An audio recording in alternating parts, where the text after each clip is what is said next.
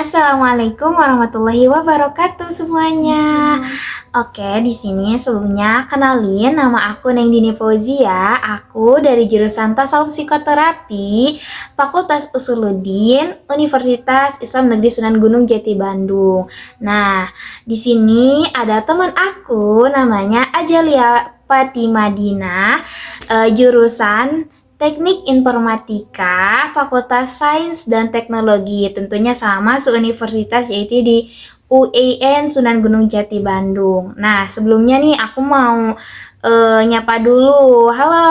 Halo Neng. Nah, aku manggilnya Kakak Ajal aja ya. Nah, jadi di sini kita akan membahas seputar moderasi beragama ya yang ada di lingkungan kita gitu. Wah, menarik banget nih. Iya ya.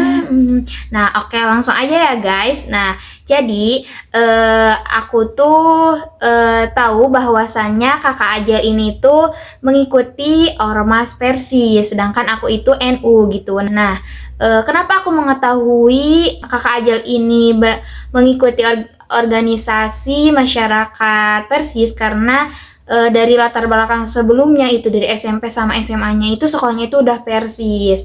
Oke, jadi sekarang mungkin boleh ceritakan dulu sedikit latar belakangnya, kenapa sih bisa mengikuti Ormas Persis gitu. Oke, Assalamualaikum warahmatullahi wabarakatuh teman-teman semuanya. Udah dikenalin, jadi langsung aja ke pertanyaan dari Neng Dini mungkin ya. Jadi kalau misalnya latar belakang aku di Persis, sebenarnya aku SD Muhammadiyah. Dan itu alasannya juga karena keluarga tuh rata-rata Muhammadiyah sama Persis gitu. Soalnya gitu. dilihat sejauh ini kayak nggak terlalu berbeda antara keduanya gitu. Nah, terus ditambah SD aku emang dapat ke Muhammadiyah. Terus untuk SMP sendiri aku di Persis karena emang pure keinginan aku sendiri juga. Dan SMA aku di Persis juga pure keinginan aku sendiri gitu. Gitu sih. Oke, berarti emang ternyata SD-nya tuh awalnya tuh Muhammadiyah Iya, ya. betul banget. Tapi emang menganutnya itu Persis. Iya, tapi sejauh ini juga aku nggak nemu perbedaan sih Antara Muhammadiyah sama Persis. Iya. Oh gitu. Oke. Mungkin yang lain tahu. Oke, mungkin nanti boleh dijawab di kolom komentar. Nah, oke, jadi lanjut ya. Mungkin terlihat di situ ya bahwasannya ada tidak adanya perbedaan mungkin menurut pandangan dari Kakak Ajal sendiri antara Muhammadiyah sama Persis. Nah, tapi menurut Kakak Ajal nih, bagaimana sih Kakak Ajal memandang moderasi beragama itu sendiri? Apakah penting gak sih buat dilakuin di masyarakat, atau menurut Kakak Ajal ya udah biasa aja gitu, atau gimana pandangannya? Kalau menurut aku pribadi ya, ini penting banget. Apalagi kemarin aku baru nonton banget nih film Lafran Pane. Dan itu tuh bener-bener sosok Lafran Pane ini ngejunjung tinggi moderasi beragama gitu. Dia tuh pertama kali terpicunya karena ngeliat itu perbedaan antara NU sama Persis. Jadi NU tuh waktu atahiyat gini, Iya. Persis atahiyat gini. Nah, orang-orang tuh pernah ngedebatin hal kayak gitu. Iya, betul. Terus beliau Lafran Pane ini kayak, kenapa sih kita harus seneng ngedebatin hal-hal yang kayak gitu, padahal kan kita sama-sama Islam, cuma beda mazhab doang Iya, gitu. betul. Makanya menurut aku itu sangat penting. Kalau nggak ada moderasi beragama, entah gimana lah kacaunya Indonesia dengan keberagamannya ini gitu. Bener ya, apalagi dengan yang se-Islam aja meskipun beda ormas itu bisa terjadi perdebatan. Betul Apalagi betul banget kan, apalagi antara Islam dan agama-agama yang lain. Betul. Jadi emang penting banget ya guys moderasi beragama ini. Nah, menurut Kakak Ajal sendiri, nah sejauh mana sih Kakak Ajal menerapkan moderasi beragama ini dalam kehidupan sehari-hari gitu? Jika melihat perbedaan antara utamanya gitu antara NU sama Persis gitu, gimana sih Kakak Ajal mempraktikkan moderasi beragama ini gitu? Oke, kalau misalnya dari aku pribadi di kehidupan sehari-hari udah terlihat dengan masuknya aku di CSS dengan mayoritas ormas NU. Iya. Dan banyak juga ormas di dalamnya kan, ada LDI, ada Salafi, ada banyak-banyak. Dan aku nggak pernah kayak memicu hal-hal yang ngebuat pertengkaran untuk hal-hal seperti ini gitu. Kayak kalau misalnya aku ngeliat Neng atahiyat kayak gitu, ya udah itu kan mazhabnya Neng gitu loh. Terus kalau misalnya ada yang nanya baru, kenapa Zel kamu atahiyatnya kayak gini misal, ya aku kasih tau aja hadis yang aku tahu, dan setahu aku juga hadis tentang yang kayak gini yang gak gerak juga bener gitu. Jadi ya itu pilihan aja sih kalau menurut aku mazhabnya ya. Jadi enggak membatasi, enggak menyalahkan. Enggak ya, betul. Iya. Kayak ya udah. Terus ya udah weh pilihan masing-masing individu nggak sih itu selagi nggak nyalahin syariat Islam. Iya benar, berarti dari situ emang kelihatan banget ya kalau Kakak Ajel ini sudah menerapkan moderasi beragama gitu. Meskipun emang di lingkungannya itu kebanyakan NU, banyak banget ya. Terus yang Persis itu hanya Kakak Ajel gitu sama seorang lagi iya, itu di antara puluhan orang. Iya, nah di situ emang udah kelihatan banget ya.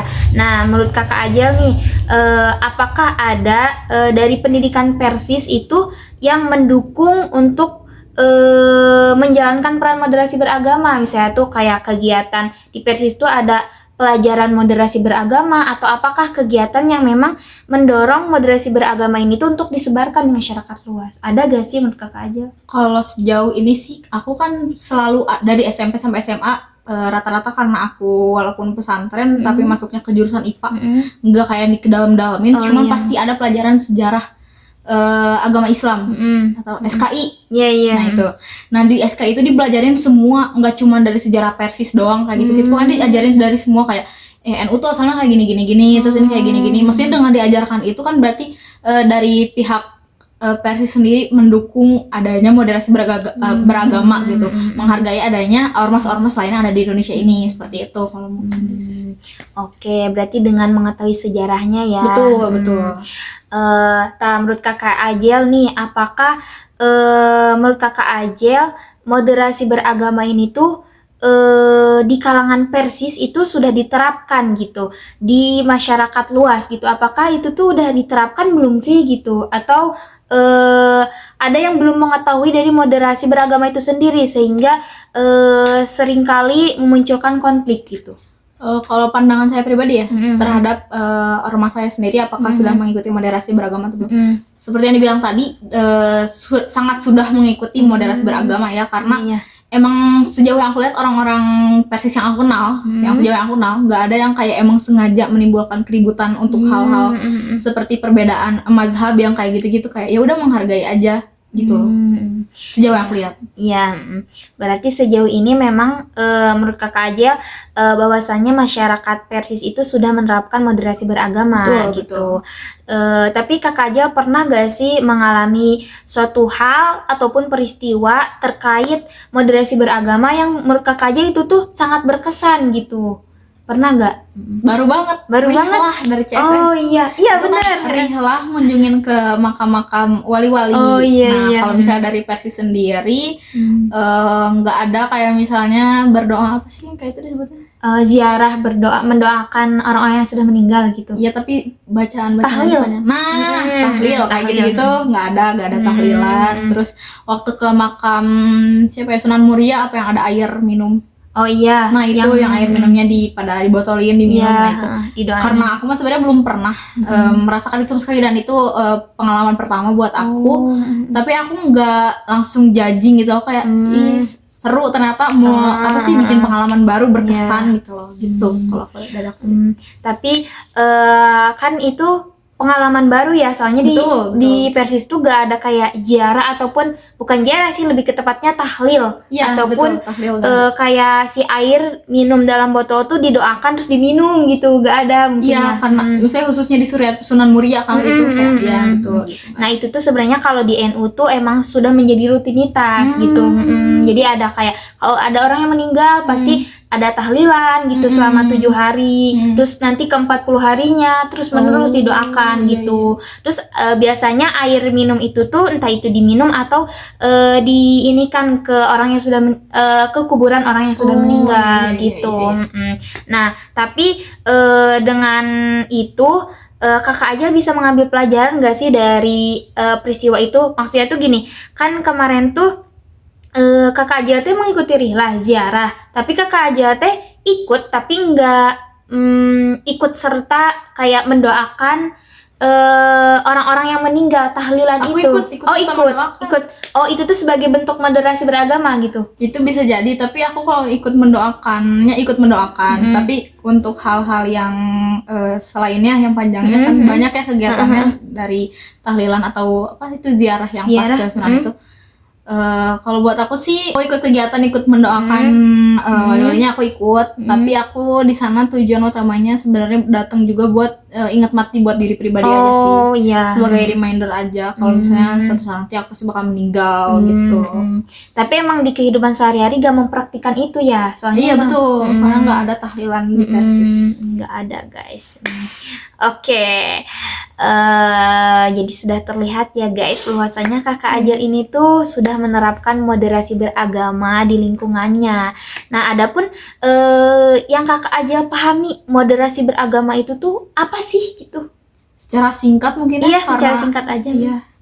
Moderasi beragama menerima seluruh perbedaan yang ada dari segala mazhab agama asal nggak keluar dari syariat Islam, asal masih sesuai dari tuntunan Rasul dan juga Quran hadis lah pokoknya. Oke, Asal nggak keluar dari sana.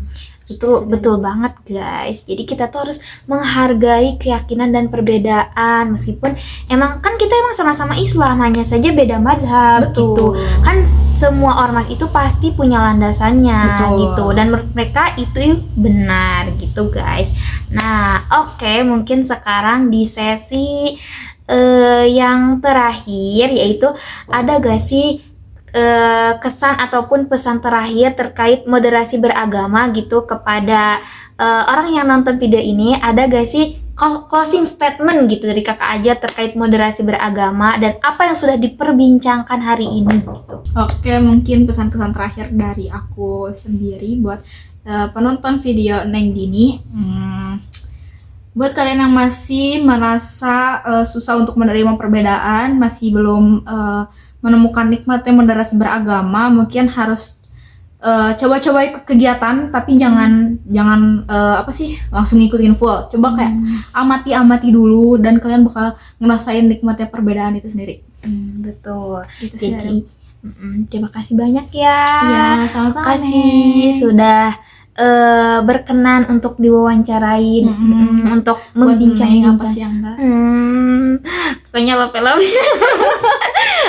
Oke, terima kasih banyak. Jadi sampailah kita di akhir pembahasan. Wah, seru sekali ya. Tapi sayang sekali ternyata waktunya terbatas, guys. Iya. Jadi mungkin closing statement dari aku gitu. Jadi kita itu hidup dalam berbagai macam perbedaannya, teman-teman, tentunya.